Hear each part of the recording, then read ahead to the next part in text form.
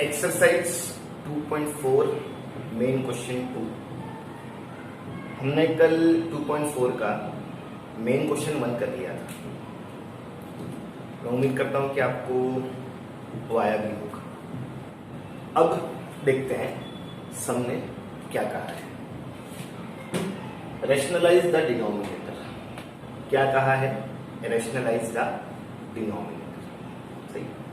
अब जैसे ही मैं सुनता हूं कि क्वेश्चन कह रहा है रैशनलाइज द डिनोमिनेटर, तो मेरे दिमाग में एक बात चल रही है कि यही रैशनलाइज द डिनोमिनेटर तो 2.3 में भी था।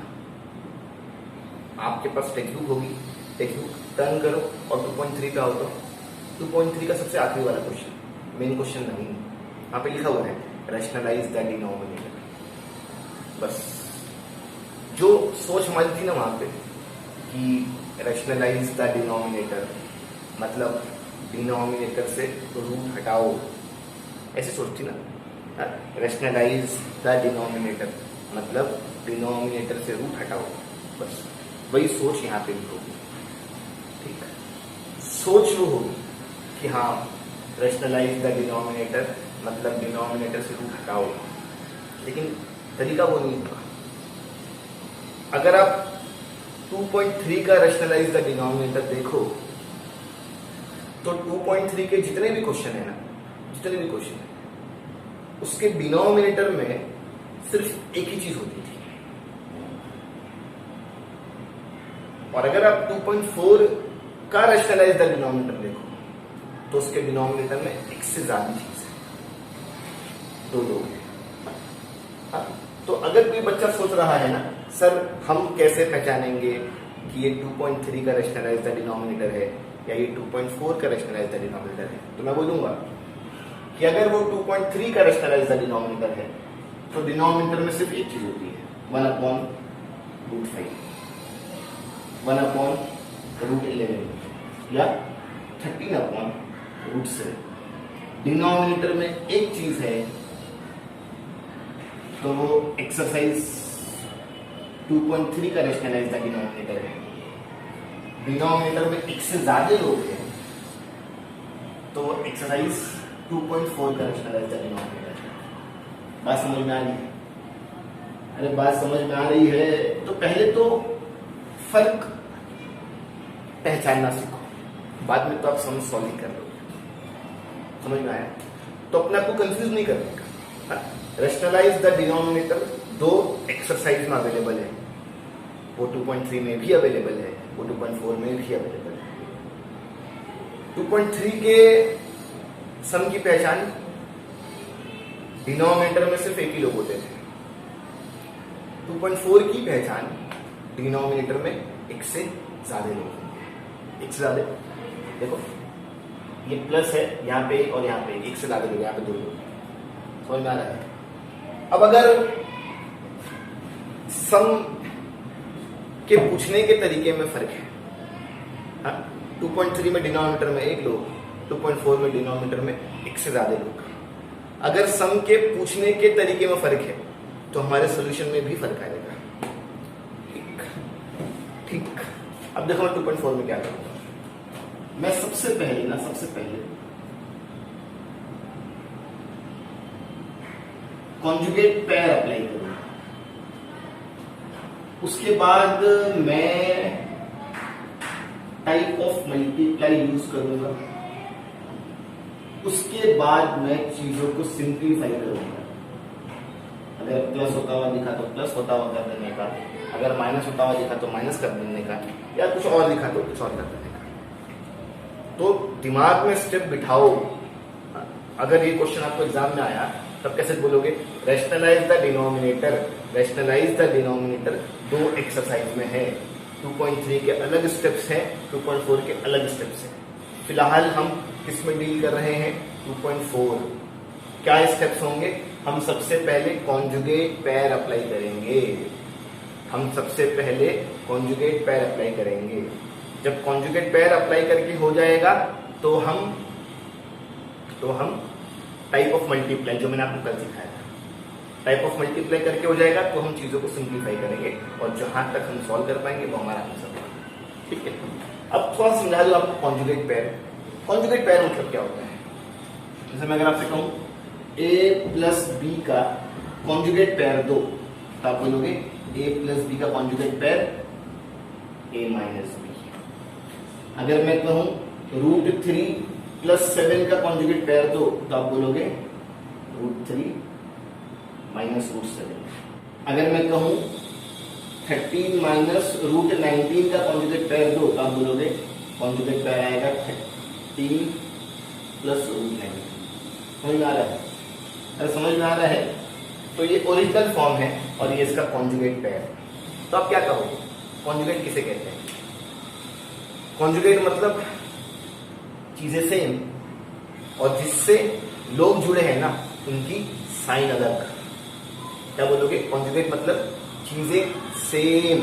कॉन्जुगेट मतलब चीजें सेम और जिससे लोग जुड़े हैं उनकी साइन अलग।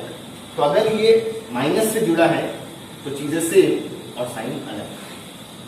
बात समझ में आ रही है? अरे बात समझ में आ रही है? चीजें सेम और साइन अलग। चीजें सेम, जिससे वो जुड़ा है उसकी साइन अलग। तो अगर कल को कोई आपसे पूछे कि कॉन्जुगेट के बारे में आप क्या जानते हो, तब क्या बोलोगे? लोग सेम होना चाहिए और जिससे वो जुड़े हैं उनकी साइन अलग होना चाहिए। मैं ही आपसे अगर कल पूछ लूं कि बताओ आप कॉन्जुगेट पेयर के बारे में क्या जानते हैं, तब क्या बोलोगे? चीज सेम होना चाहिए और जिससे वो जुड़े हैं उनकी साइन अलग होना चाहिए। ऐसा करने पर जो आई हुई चीज है वो कॉन्जुगेट कहलाती है।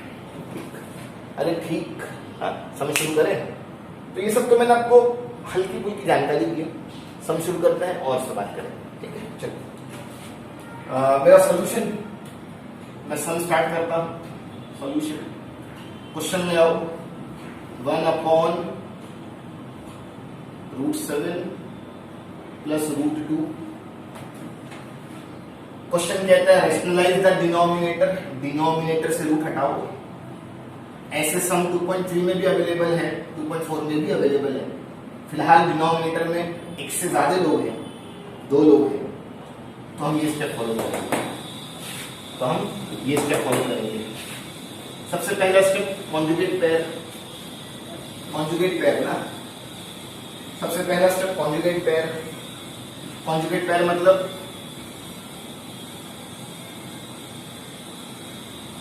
चीज से और जिससे वो जुड़ा है उसकी साइन अलग। कॉन्जुगेट पेयर मतलब चीज से जिससे वो जुड़ा है उसकी साइन अलग। अब मैथ्स में ना आपने एक नियम सुना होगा कि जो एक के साथ वो सबके साथ। हाँ, जो एक के साथ वो सबके साथ। तो अगर मैं डिनोमिनेटर में एक एक्स्ट्रा चीज ला रहा हूं तो मुझे मजबूरन न्यूमरेटर में भी एक एक्स्ट्रा चीज लानी होगी। मैथ्स में नियम है ना, जो एक के साथ वो सबके साथ। अगर आप नीचे की तरफ कोई नई चीज ला रहे हो तो आप वही चीज ऊपर की तरफ भी लाओगे। तो ये मेरी मर्जी है, ये मैं चाह रहा था और ये मेरी मजबूरी है। समझ में आई बात? समझ में आई बात? तो मैंने पहला स्टेप ले लिया, मैंने कॉन्जुगेट पेयर अप्लाई किया। दूसरा स्टेप टाइप ऑफ मल्टीप्लाई। दूसरा स्टेप टाइप ऑफ मल्टीप्लाई। चलो, कितने टाइप के मल्टीप्लाई होते हैं कल दिखाया था मैंने। पहला होल मल्टीप्लाई, उसकी अपनी अलग शर्त है। दूसरा इंडिविजुअल मल्टीप्लाई, उसकी अपनी अलग शर्त है। तीसरा कांस्टेंट मल्टीप्लाई, जब होल से काम ना हो, जब इंडिविजुअल से काम ना हो तो हम कांस्टेंट मल्टीप्लाई करते हैं। ठीक है, चलिए। तो मेरा जो दूसरा स्टेप है टाइप ऑफ मल्टीप्लाई, मैं उसकी तरफ बढ़ता हूं। देखो, ऊपर वाले से मल्टीप्लाई होगा और नीचे वाला नीचे वाले से। 1 इन सब से मल्टीप्लाई हुआ, चीजें एज इट इज दिखेगी। मैंने पहले भी कहा, मैंने कुछ नाम लिया था पहले। 1 इंटू हफ्सा, आंसर आएगा हफ्सा। याद है, मैंने नाम लिया था। 1 इंटू शहाना, आंसर आएगा शहाना। 1 इंटू सादिया, आंसर आएगा सादिया। तो ऐसे ही 1 किसी से भी मल्टीप्लाई हो, आंसर वही आता है। ठीक है ना? 1 इंटू रेहान, आंसर आएगा रेहान। तो अगर 1 इन से मल्टीप्लाई होना है तो ये एज इट इज आएगा। ठीक ठीक। अब नीचे देखते हैं, नीचे यहां भी एक से ज्यादा लोग हैं तो मैं इनको ब्रैकेट में डाल दूं, यहां भी एक से ज्यादा लोग हैं तो मैं इनको ब्रैकेट में डाल दूं। अब मुझे बताओ, दो ब्रैकेट है, बीच में मल्टीप्लाई है, मैं 3 तरह से मल्टीप्लाई कर सकता हूं। याद करो मेरे कल के लेक्चर, दो ब्रैकेट है, बीच में मल्टीप्लाई है, मैं 3 तरह से मल्टीप्लाई कर सकता हूं। दो ब्रैकेट है, बीच में मल्टीप्लाई है, मैं 3 तरह से मल्टीप्लाई कर सकता हूं। क्या यहाँ पे होल मल्टीप्लाई होगा? बोलो, क्या यहाँ पे होल मल्टीप्लाई होगा? नहीं। क्यों नहीं? क्योंकि यहाँ पे होल की शर्त पूरी नहीं हो रही है। क्या है होल की शर्त? चीज भी सेम होना चाहिए, साइन भी सेम होना चाहिए। यहाँ पे चीज तो सेम है लेकिन साइन सेम नहीं है। यहाँ पे मैं चाह के भी होल मल्टीप्लाई नहीं कर सकता। मेरा अगला multiply individual multiply. Individual multiply की शर्त, चीज सेम होना चाहिए, साइन अलग होना चाहिए। चीज सेम होना चाहिए, साइन अलग होना चाहिए। यहाँ पे चीज सेम है, साइन अलग है। हाँ, यहाँ पे इंडिविजुअल मल्टीप्लाई की शर्त पूरी हो रही है। मैं यहाँ पे क्या करूंगा? Individual multiply. कैसे? पहला वाला पहले वाले से, रूट सेवन 2 बार। सही है? अरे सही है। अगर मैं x इंटू एक्स करूं तो कैसा आएगा? एक्स स्क्वायर आएगा ना। समझ में आ रही बात? अगर मैं y इंटू वाई करूं तो कैसा आएगा? वाई स्क्वायर आएगा ना। और जरा सा और बेसिक सुन लो। तो अब अगर बेसिक की बात करें तो और जरा बेसिक सुन लो। x प्लस एक्स और x इंटू एक्स देख रहे हो? ये प्लस हो रहा है तो ये 3x,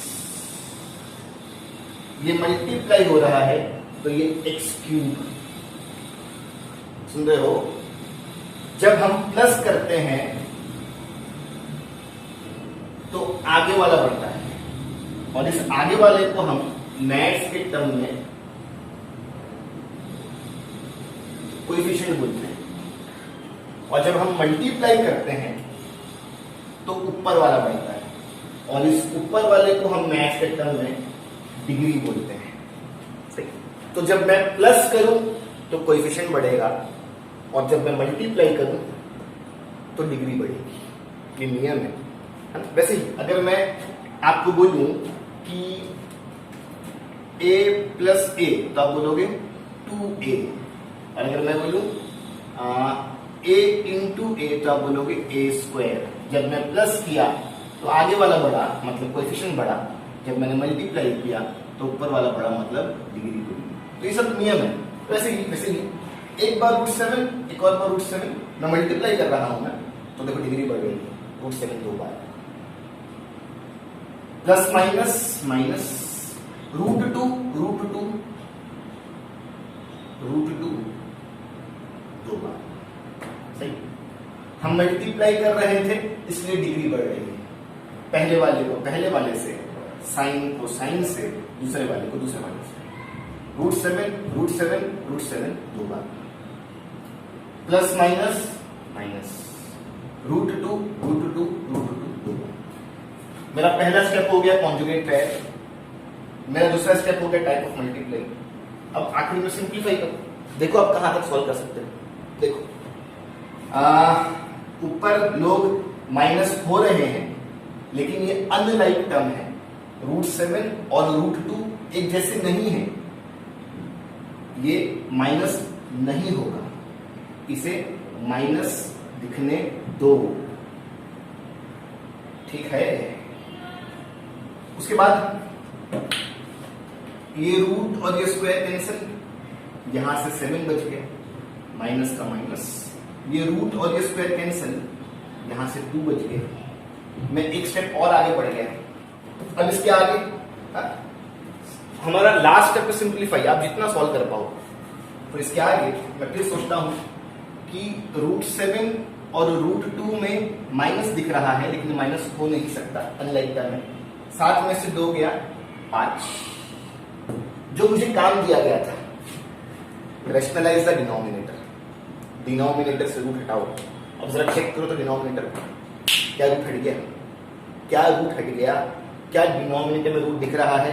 नहीं, मेरा काम हो गया और मैं इसके आगे और सॉल्व नहीं कर सकता। अगर कोई बच्चा सोच रहा है सर ये अनलाइक कैसे हुआ, तो मैं बोलूंगा एक लोग रूट 7 में है, एक लोग रूट 2 में है, तो अनलाइक ही हुआ ना। अगर जैसा रूट 7 यहाँ है अगर यहाँ भी होता तो ये लाइक कहलाता, जैसा रूट 2 यहाँ है अगर वो यहाँ भी होता तो वो लाइक कहलाता। फिलहाल मुझे न्यूमरेटर में लोग माइनस होते हुए दिख रहे हैं, लेकिन ये अनलाइक है, माइनस नहीं। मैं और कुछ नहीं कर सकता हूं, मेरा दिया हुआ काम भी हो गया, मैं यहीं पे सम स्टॉप कर दूंगा। काम दिया गया था रैशनलाइज द डिनोमिनेटर और मेरा काम हो गया। तो आपको समझ में आया? समझ में आया है ना? सबसे पहले जो सबसे प्राइम वर्क है ना, जो सबसे पहला काम या जो सबसे प्रथम कार्य है ना, वो ये है कि आपको फर्क पहचानना है।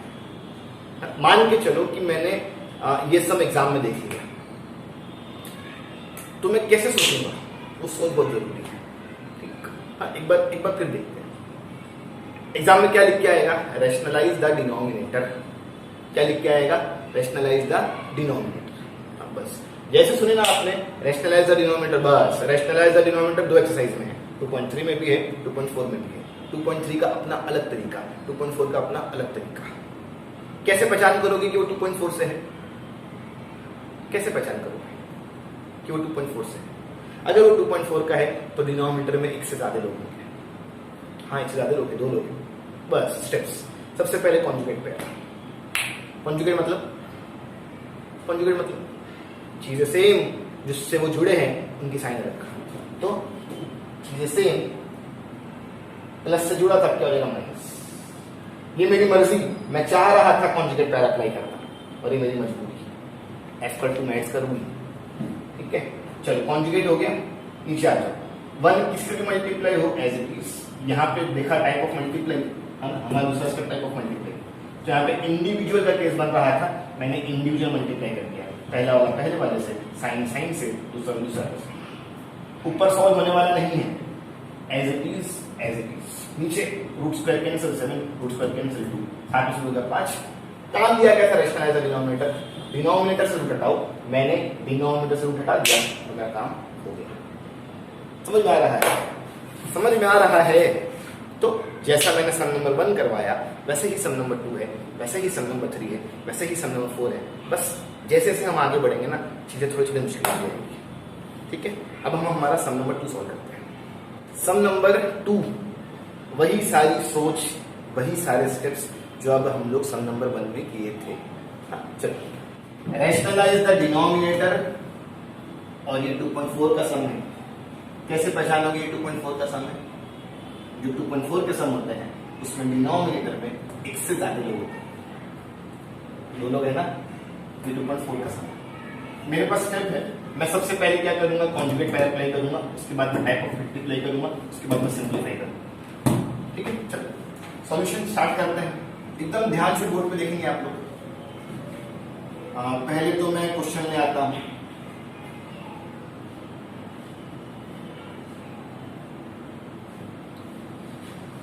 कॉन्जुगेट है ना, पहला स्टेप कॉन्जुगेट।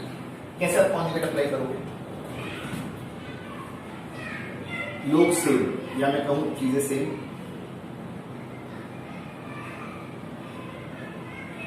चीजें सेम और जिससे वो जुड़े हैं, तो ये माइनस से जुड़े हैं, जिससे वो जुड़े हैं उनकी साइन अलग।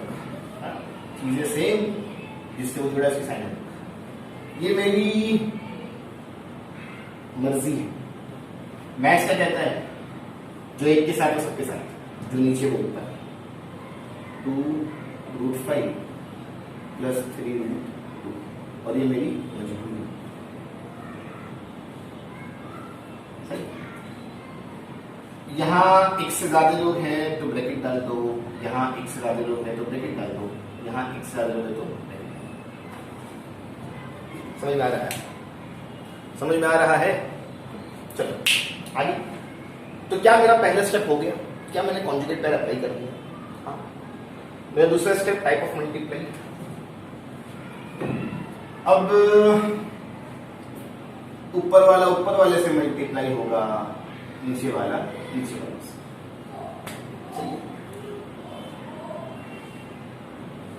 थ्री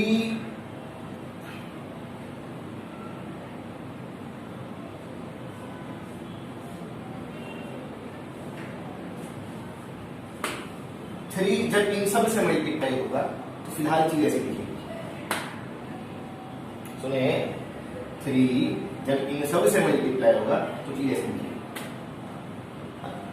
यहां वो मल्टीप्लाई हो रहा है। अब यहां देखो नीचे देखो, अगर मैं डिनोमिनेटर की बात करूं तो डिनोमिनेटर में क्या होल मल्टीप्लाई होगा? होल मल्टीप्लाई की क्या शर्त है? चीज भी सेम होना चाहिए और साइन भी सेम होना चाहिए। यहाँ पे चीज तो सेम है लेकिन साइन सेम नहीं, तो यहाँ पे होल मल्टीप्लाई नहीं होगा। इंडिविजुअल मल्टीप्लाई, चीज सेम होना चाहिए और साइन अलग, हाँ, इंडिविजुअल की शर्त पूरी हो रही है, तो यहाँ पे इंडिविजुअल मल्टीप्लाई होगा। फिर अगर आपके मन में ये सवाल आ रहा है, सर आप हर बार नीचे ही क्यों इंडिविजुअल, होल या कांस्टेंट चेक करते हो? क्यों नहीं न्यूमरेटर में टाइप ऑफ मल्टीप्लाई चेक करते हो? ऐसा मन में सवाल आ रहा है आपके कि सर आप हर बार डिनोमिनेटर में ही क्यों टाइप ऑफ मल्टीप्लाई चेक करते हो, न्यूमरेटर में क्यों चेक करते हो? तो मैं बोलूंगा टाइप ऑफ मल्टीप्लाई कब अप्लाई होता है? बोलो, टाइप ऑफ मल्टीप्लाई कब अप्लाई होता है? जब दो ब्रैकेट हो और बीच में मल्टीप्लाई हो। टाइप ऑफ मल्टीप्लाई कब अप्लाई होता है? जब दो ब्रैकेट हो और बीच में मल्टीप्लाई हो। यहां दो ब्रैकेट है, बीच में मल्टीप्लाई है, तो मैं टाइप ऑफ मल्टीप्लाई सोचता हूं क्या ऊपर दो ब्रैकेट है? नहीं है ना? क्या ऊपर दो ब्रैकेट है? नहीं। सही। और ब्रैकेट कब आता है? ब्रैकेट कब आता है? लोगों पे ब्रैकेट कब आता है? जब वो एक से ज्यादा हो। अगर ए है ना तो ब्रैकेट नहीं आएगा, लेकिन अगर ए प्लस बी है, एक से ज्यादा है तो ब्रैकेट आएगा। अगर ए प्लस बी प्लस सी है तो ब्रैकेट आएगा। बात समझ में आ रही है? तो अगर वो बच्चा तो ये सोच रहा है कि सर हर बार आप डिनोमिनेटर में ही क्यों टाइप ऑफ मल्टीप्लाई चेक करते हो, क्यों नहीं न्यूमरेटर में टाइप ऑफ मल्टीप्लाई चेक करते हैं, तो मैं बोलूंगा टाइप ऑफ मल्टीप्लाई तब अप्लाई होता है दो ब्रैकेट और बीच में मल्टीप्लाई, है ना? टाइप ऑफ मल्टीप्लाई कब अप्लाई होता है? जब दो ब्रैकेट हो और बीच में मल्टीप्लाई हो। दो ब्रैकेट है, बीच में मल्टीप्लाई है, मैं यहाँ पे टाइप ऑफ मल्टीप्लाई चेक करता हूँ। क्या यहाँ पे दो ब्रैकेट है? नहीं, तो मैं यहाँ पे टाइप ऑफ मल्टीप्लाई चेक नहीं करता हूँ। आपका डाउट अगर है किसी को तो जवाब मिला। आगे चलते हैं। नीचे डिनोमिनेटर में दो ब्रैकेट है, बीच में मल्टीप्लाई है, टाइप ऑफ मल्टीप्लाई अप्लाई होगा। होल की शर्त पूरी नहीं हो रही है, इंडिविजुअल की शर्त पूरी हो रही है। ठीक, चलो ये और ये पहला वाला दो बार, है ना? एक बार पहला वाला दो बार। मैं मल्टीप्लाई कर रहा हूं, डिग्री बढ़ रही है। अब साइन माइनस प्लस माइनस, सही है? अरे सही है। दूसरा वाला भी दो बार। मैं मल्टीप्लाई कर रहा हूं, डिग्री बढ़ रही है। मैंने कॉन्जुगेट पेयर अप्लाई कर दिया, मैंने टाइप ऑफ मल्टीप्लाई भी कर दिया। अब मेरा आखिरी स्टेप सिंपलीफाई। देखो मैं क्या करूंगा, numerator as it is 3/2√5 plus 3√2 और डिनोमिनेटर को सॉल्व कर लो, है ना? सिंप्लीफाई को लाकर आखिरी स्टेप क्या सिंप्लीफाई। देखो मैं कैसे सॉल्व करूंगा, देखना सब ध्यान से सुनना। 2√5 और ये स्क्वायर, ऐसा है। ये जो स्क्वायर है ना, मैं एक बार 2 को भी दूंगा और एक बार √5 को भी दूंगा। सही। आपको 8वीं में ना एक इंडाइसेस नाम का चैप्टर था, n इंटू n और ये स्क्वायर। आप क्या करते थे? आप एक बार n को भी स्क्वायर देते थे और एक बार आप n को भी स्क्वायर देते थे। याद है? अरे याद है? बस वैसे ही इनके बीच में कुछ नहीं मतलब मल्टीप्लाई 1/2, एक बार 2 को भी स्क्वायर मिलेगा और एक बार √5 को भी स्क्वायर मिलेगा। 2 का स्क्वायर 4, √5 का स्क्वायर, रूट और स्क्वायर कैंसिल 5। इनके बीच में कुछ नहीं मतलब मल्टीप्लाई 4 5 20। समझा? अरे समझा? 2 को स्क्वायर दिया, 2 के ऊपर स्क्वायर दिख रहा है, √5 को स्क्वायर दिया, √5 के ऊपर स्क्वायर दिख रहा है, 2 का स्क्वायर 4, रूट और स्क्वायर कैंसिल 5। इनके बीच में कुछ नहीं मतलब मल्टीप्लाई 4 5 20। तो अगर इस पार्ट का कोई मुझसे आंसर क्वेश्चन, इसका आंसर क्या दूंगा 20। अब देखो मैं लिखता कैसे है। 2 का स्क्वायर 4, √5 का स्क्वायर 5, इनके बीच में कुछ नहीं मतलब मल्टीप्लाई। मैं इतना सारा काम नहीं करूंगा, मैं ऐसा बोलूंगा 2 लोग हैं, रूट का 2 का स्क्वायर 4, √5 का स्क्वायर 5, माइनस का माइनस, सेम कंसेप्ट। 3 का स्क्वायर 9, √2 का स्क्वायर, रूट और स्क्वायर कैंसिल 2, इनके बीच में कुछ नहीं मतलब मल्टीप्लाई, कुछ नहीं मतलब मल्टीप्लाई। समझ में आ रहा है? अरे समझ में आ रहा है? तो यहाँ पे 2 लोग हैं, जब 2 को स्क्वायर मिलेगा तो वो 4 कहलाएगा, जब √5 को स्क्वायर मिलेगा तो वो 5 कहलाएगा। मतलब पता ही होगा ना आपको कि रूट और स्क्वायर कैंसिल होता है। यहाँ भी 2 लोग हैं, जब 3 को स्क्वायर मिलेगा तो वो 9 कहलाएगा, जब √2 को स्क्वायर मिलेगा तो वो 2 कहलाएगा। सॉल्व करते रहो, अब तक हमारा आंसर नहीं आया है ना। हमारा आखिरी स्टेप है सिंप्लीफाई। इतना सॉल्व करो कि वो उसका आखिरी स्टेप हो। चलो फिर और आपके मन में तरह तरह की सोच आ रही है। फिर आप सोच रहे होगे सर कल जो आपने सम सॉल्व कराया था उसमें ब्रैकेट के बाहर वाले को अंदर और अंदर मल्टीप्लाई किए थे, है ना। देखो सिंप्लीफाई मतलब चीजों को सॉल्व करते, सिंप्लीफाई मतलब चीजों को सॉल्व करते। और आपके मन में अगर सवाल आ रहा है सर बार बार नीचे वाले को सॉल्व कर रहे हो, ऊपर वाले को क्यों सॉल्व कर रहे हो? हालांकि ऊपर वाला सॉल्व हो सकता है, बाहर वाला अंदर अंदर मल्टीप्लाई हो सकता है। अगर आप कल का सम देखो 2.4 मेन क्वेश्चन 1, उसमें देखो बाहर का वाला अंदर अंदर मल्टीप्लाई किया था। सही आ रहा है? सवाल आ रहा है कि सर सिर्फ नीचे वाले को ही क्यों सॉल्व कर रहे हैं, ऊपर वाले को क्यों नहीं सॉल्व कर रहे हैं? तो मैं बोलूंगा कि मैथ्स में ना कुछ चीजें जानबूझ के करनी होती है, कुछ चीजें करनी होती है और कुछ चीजें नजरअंदाज करनी होती है, अवॉइड करना होता है।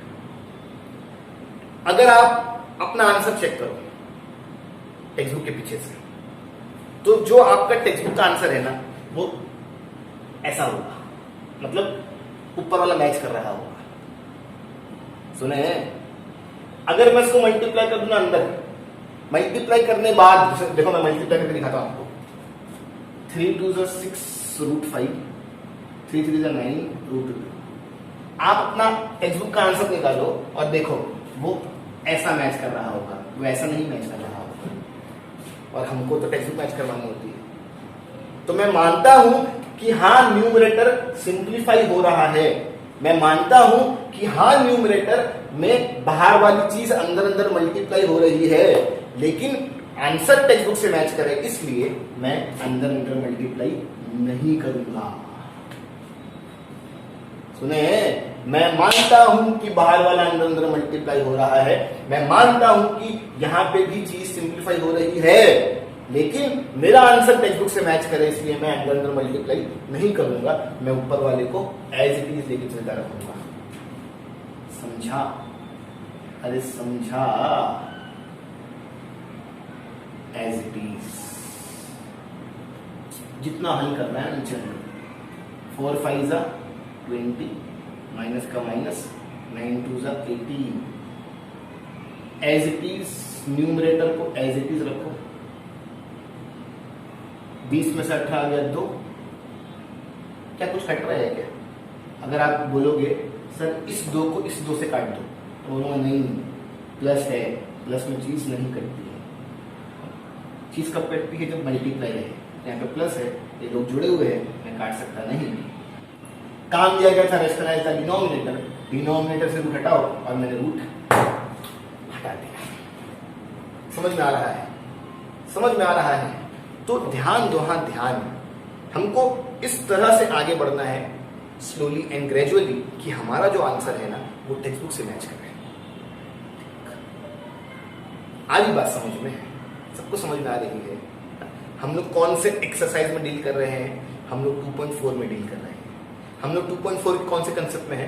Rationalize the denominator. Rationalize the denominator मतलब डिनोमिनेटर से रूट हटाओ। ये डिनोमिनेटर से रूट हटाओ कितने एक्सरसाइज में है? 2 एक्सरसाइज में, 2.3 में भी है, 2.4 में भी है। 2.4 कैसे पहचानोगे? जब डिनोमिनेटर में एक से ज्यादा लोग होंगे, 2 होंगे या 3 होंगे। जैसे ही आपने पहचान कर ली ना कि ये 2.4 का है, बस पहला स्टेप कॉन्जुगेट, पहला स्टेप कॉन्जुगेट, दूसरा स्टेप टाइप ऑफ मल्टीप्लाई, तीसरा स्टेप सिंप्लीफाई। करते रहो, काम करते रहो, जब लगे कि हाँ और सॉल्व नहीं होगा, ये क्या है मेरा आंसर। तो मैंने पूरी कोशिश किया आपको चीजें बारीकी से सिखाने की। अब भी अगर आपके मन में कोई सवाल है तो वो बेझिझक क्लास आ सकता है।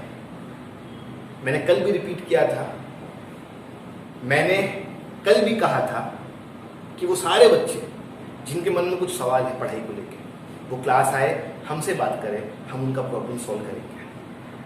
हमारे एंड से पूरी कोशिश होती है, जब मैं बोर्ड पे खड़ा रहता हूँ ना तो मैं कोशिश करता हूँ कि मैं आपको बारीक से बारीक चीज सिखा दूँ ताकि आपको डाउट ना आए। लेकिन तब भी अगर किसी बच्चे को कोई प्रॉब्लम है तो वो हमारे पास आए। जब तक आप हमारे पास नहीं आओगे हम आपकी समस्या का हल कैसे ढूंढेंगे? तो अगर कोई बच्चा डाउट में जी रहा है तो हमारे पास आए ना, हम उसका सोल्यूशन देंगे ना आपको। ठीक, मैथ्स के अलावा लर्निंग पे बहुत ज्यादा ध्यान दो। याद करो आपकी स्कूल एग्जाम लेने ही वाली है, बकरीद बाद आपके एग्जाम शुरू हो जाएंगे, तो मैथ्स के अलावा लर्निंग भी शुरू करो ताकि आपको आपका एग्जाम भारी ना पड़े। ठीक है, मैं आज का अपना लेक्चर यहाँ एंड कर रहा हूँ।